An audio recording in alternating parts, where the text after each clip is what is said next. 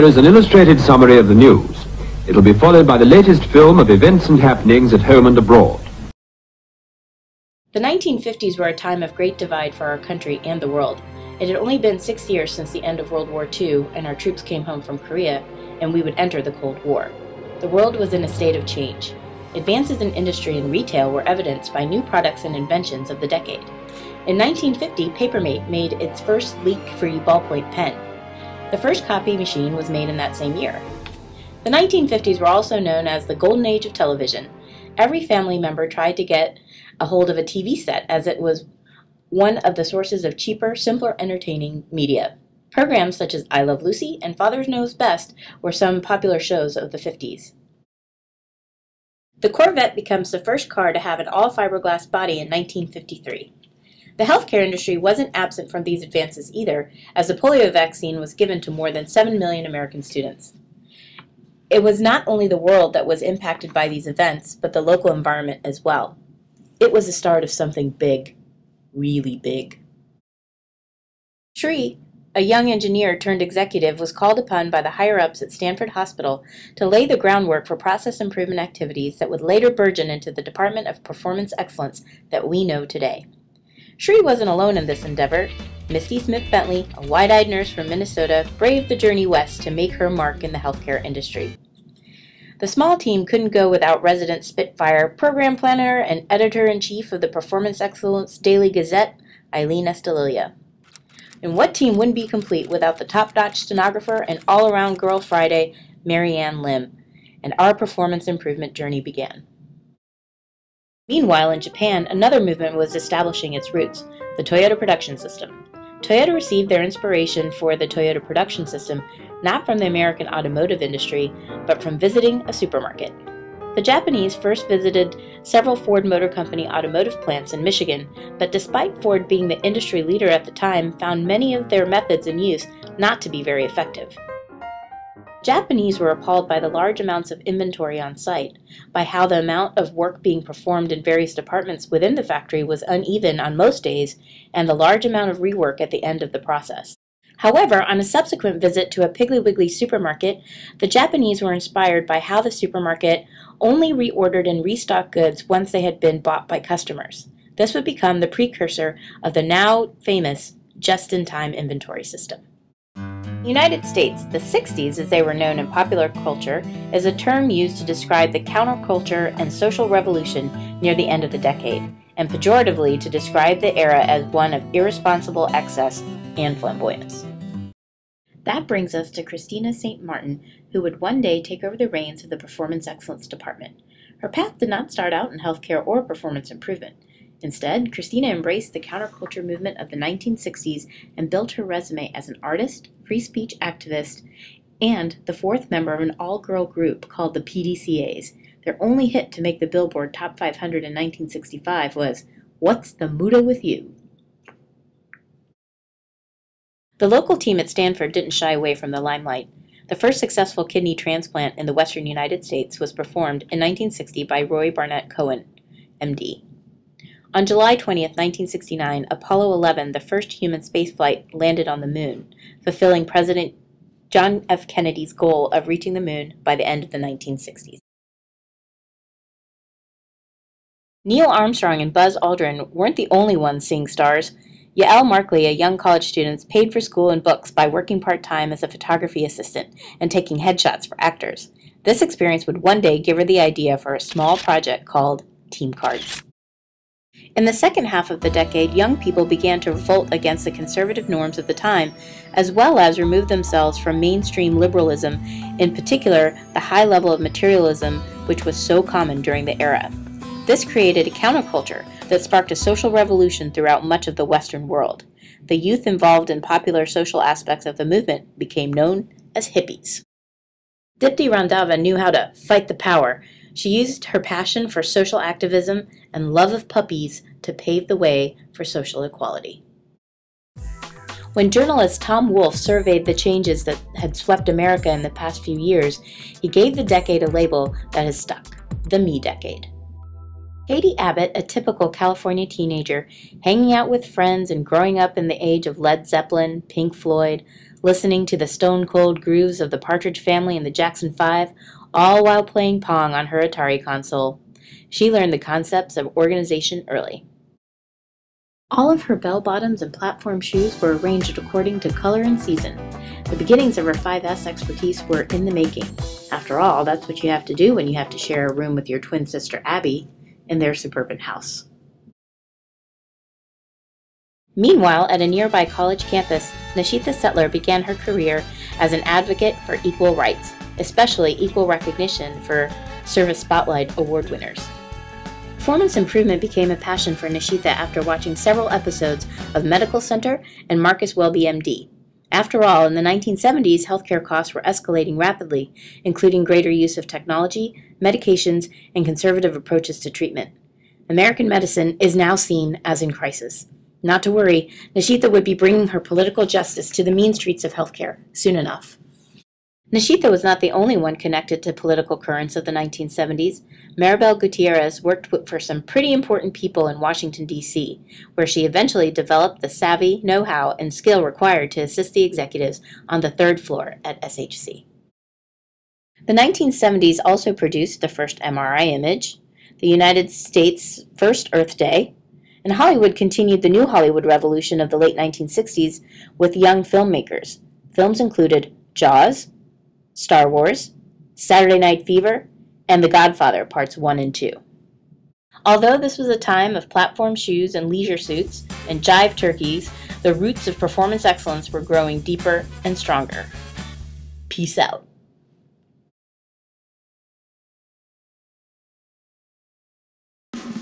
The 1980s began with double-digit inflation, Reagan declared war on drugs, Kermit didn't find it easy to be green, hospital costs rose. Clearly, the country was in need of some performance improvement. On the bright side, the U.S. Constitution had its 200th birthday, the Empire struck back, the Jedi returned, E.T. phoned home, Swatch was our watch, and we all demanded, I want my MTV. Laura De La Paz didn't have much time to watch MTV. She was busy building her analytical and problem-solving skills, clearly a trait that would one day help her make a dent in healthcare inefficiencies. Laura was one of the early masters of the Rubik's Cube, adding several national and world championship titles to her resume. It was Laura's hard work and dedication to the cube that resulted in the world's understanding that the Rubik's Cube can be solved optimally in theta times n squared over the log of n moves. Okay, last time. This is drugs. This is your brain on drugs. Any questions? As most American students were just saying no, Shaka Bahadu was saying yes to education. Lots and lots, wait for it, lots of education. The love of complex calculations and academics was also shared by the future performance excellence intern. Although Shaka later went on to become an MD, MBA, JD, MHA, MPH, MPA, PhD, the degree that he was most proud of was his BS. Still in school, by the way. Outside the hallowed halls of academics was the world of pop culture. The 80s also spawned Brat Pack films such as The Breakfast Club, Pretty in Pink, and 16 Candles were all popular teen comedies of the era and launched the careers of several major celebrities such as Emilio Estevez, Anthony Michael Hall, Judd Nelson, Sean Penn, and of course, Molly Ringwald. Ultimate subscriber to the Brat Pack philosophy in Molly Ringwald fashion was Emily Yu. Emily's obsession with the John Hughes films and the fashion of Molly Ringwald cultivated an attention to detail that would come in handy for those many days and hours of observation and value stream mapping. Uncanny. Pop culture may have been obsessed with the Brat Pack, Madonna, Michael Jackson, and Pac-Man, but fashion was obsessed with something that was way more than just a hairstyle. It was a way of life. Business in the front, party in the back. That's right, the mullet. When Chris Pratt wasn't perfecting his mullet or driving his cherry Camaro, he was spending time fixing up his classic AMC Pacer and Dodge Daytona Turbo. His love of fixing cars would help him acquire a skill that would help him define his success later as a performance excellence senior manager. Julie Panic also knew about mullets and big hair of the 1980s. Not only the hairstyle, but also the big hair bands like Twisted Sister, Poison, Whitesnake, and Bon Jovi. Julie spent her early career managing the careers of complex concert logistics of these big-name bands. Julie wasn't the only one rocking out to the tunes of the 1980s. Volker Probst, resident club expert, was raving his way across Germany and the rest of Europe, eventually making his way to the US, listening to the beats of Falco and Der Plan while downing cans of Red Bull. Volker was fascinated by human behavior and interaction, steering him towards observing German nightlife.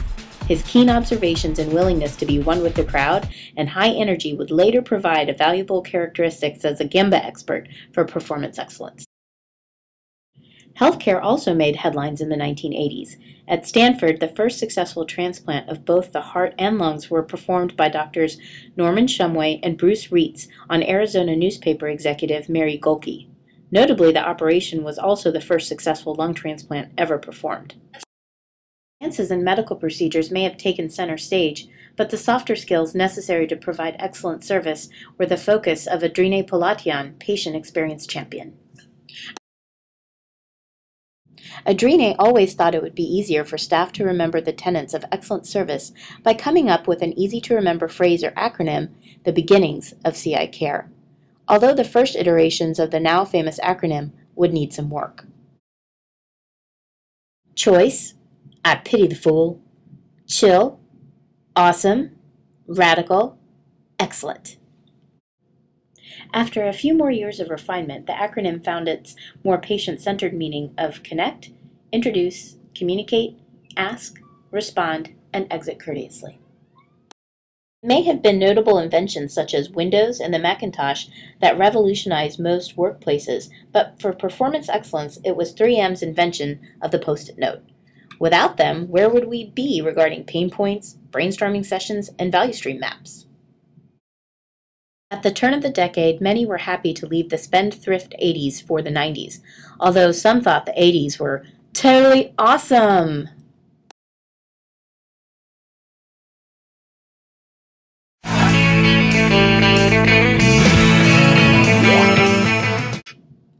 The 90s brought us the Rachel, the Spice Girls, grunge, the monolith known as Titanic, boy bands, and made one zip code even more famous, 90210.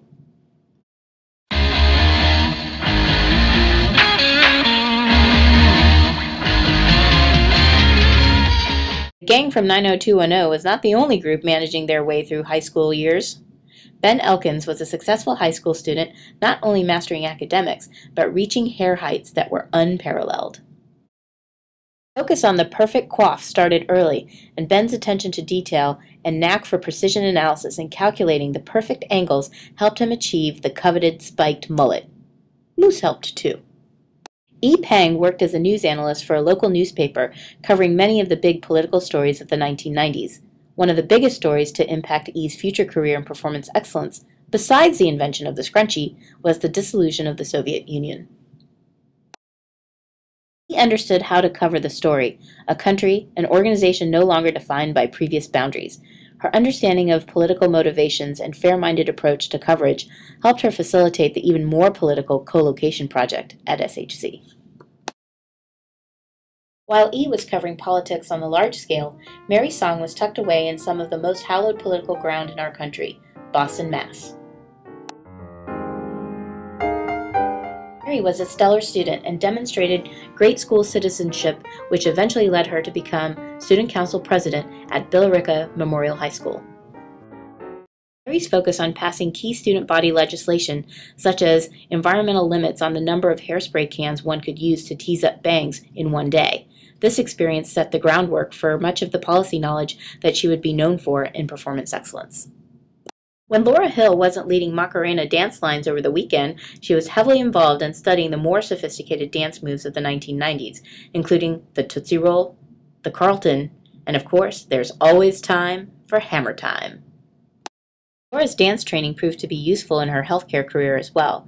Little did she know that meeting with physicians to discuss patient satisfaction scores would require stamina and the ability to delicately maneuver intense discussions. Growing up in Southern California and a healthy dose of Saved by the Bell, David Rebin knew how to leverage relationships and his analytical know-how to make things happen, just like he would as program manager.